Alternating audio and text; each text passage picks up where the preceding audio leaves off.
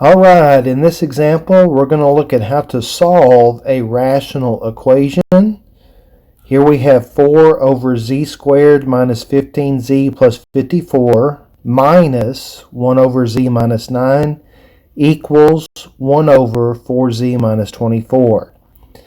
Now the first step that you have to do to solve a rational equation is you have to factor any denominators that can be factored.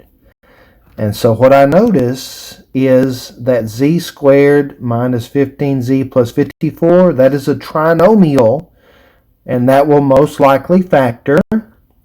I also notice that the last fraction has a binomial denominator that has a common factor of 4. So we're going to get to factor that as well. Alright, so here we go. Let's get started. Let's F it up. Let's factor it up. So for the trinomial, I see that I have a plus at the back, and the first sign is negative. So that makes the signs both negative. Z and z to make z squared. And now I need numbers that multiply to make 54 that add to make 15. And I believe that's going to be 6 and 9. 6 times 9 is 54. 6 plus 9 is 15. The second denominator, z minus 9, is not going to factor, so he's going to stay the way he is. And the last denominator, I said they have a common factor of 4. So if I factor out of 4, that's going to leave me z minus 6. So at this point, I'm going to be able to figure out what the common denominator is. All right, so what do I have? I've got 4 over z minus 6, z minus 9. And I notice that this last fraction has a 4 that this first denominator doesn't have, and so he needs a 4. Whatever I give to the bottom, I have to give to the top. So there's the first fraction with the LCD, lowest common denominator, minus 1 over z minus 9.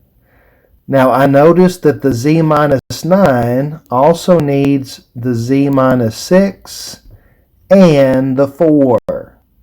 So the numerator gets a 4 and a z minus 6. Equals. Now the last denominator has a 4 and a z minus 6. What he needs is the z minus 9. And whatever I do to the bottom, I have to do to the top. So the top gets a z minus 9. And now if you notice, all of the denominators are identical. And so now I can eliminate them. So what does that leave me with? 4 times 4, 16. This negative needs to attach to the 4 when I distribute. So that's going to be negative 4 times z, which is negative 4z. Negative 4 times negative 6 is a plus 24. And after the equal sign, we have 1 times z minus 9, which is just z minus 9. And now I have a new equation with no fractions, and I should be able to solve for z. So the next step I'm going to take, I'm going to combine my like terms. 16 and 24, I believe that is 40.